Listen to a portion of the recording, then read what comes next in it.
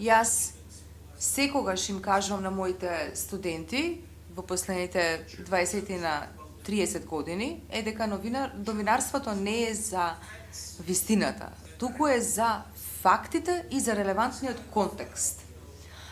Ваков начин на либерално-демократско проповедање, значи дека ја кажуваме вистината на публиката, тоа е тоа, нели, на крајот е сепак новинарството се однесува на процесот на вистинитост, повеќе станува збор за дестинацијата отколку за фактите.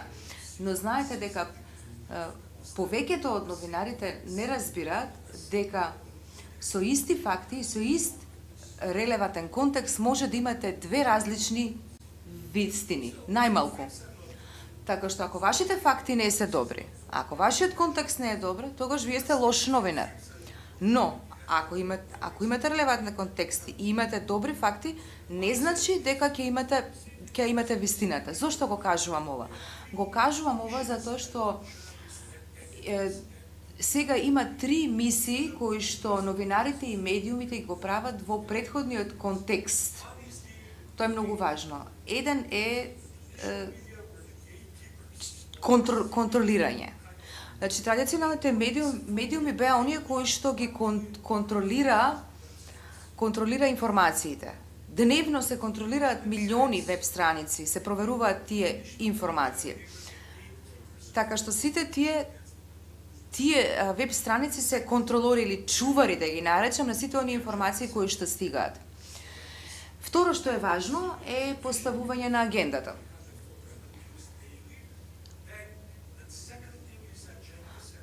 Ако првото беше контролирање на информациите, второто е да се постави агендата. Например, некој кажува, нели, ова иде на насловна, а ова иде на трета страна, например, и слично. Така што вие на тој начин ја поставувате агендата за денот.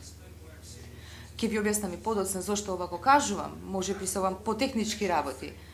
А последната работа која што е важна е обликувањето. Тоа е последната улога на медиумите. Значи, тука е да се утврди оној агол после утврдувањето на агендата.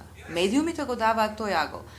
Тие ќе кажат, тие се тие 200 информации од оние не знам колку медиуми и овие се тие најважни информации.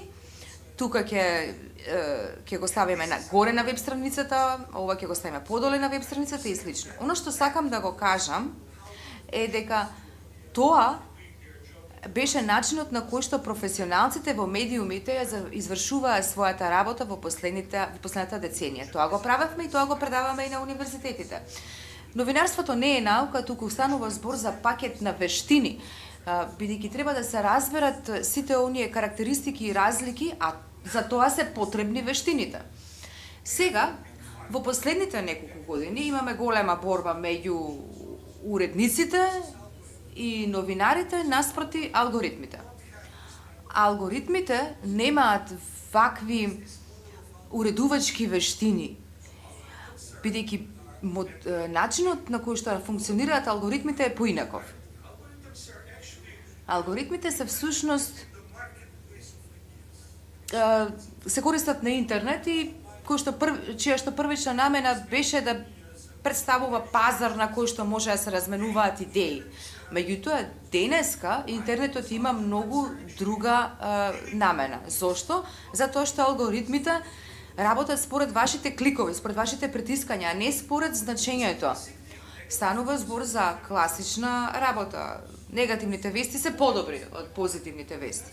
Во политиката, либералната демократија си игра со надежта, а другите си играат со стравот. Меѓутоа, стравот е многу попривлечен отколку надежта. Сега не зборувам за вас, туку зборувам за публиките, не зборувам за професионалците, туку зборувам за луѓето кои што не ги разбираат овие работи. На овој начин ние како да скокаме во зајачка дупка, во која што не втурнуваат овие алгоритми. Јас во последните 10 на 15 години можам да кажам дека постои многу истражување со кое што може да се докажат сите овие работи. Последно истражување, објавено минатата недела, кажува дека 75% на преобјавени информации се преобјавени без да бидат прочитани. Затоа што луѓето реагираат емотивно, значи воопшто не ја ни отвараат веста, затоа што тие сакаат само да ја преобјават и пренесат на некој друг, без да се внесат и да ја прочитаат веста. Значи тоа го прават поради емотивност и тоа има огромни реакции. Тоа е нешто еве како студентите, учениците што го прават, гледаат на првиот екран и само скролаат надоле на секоја следна објава.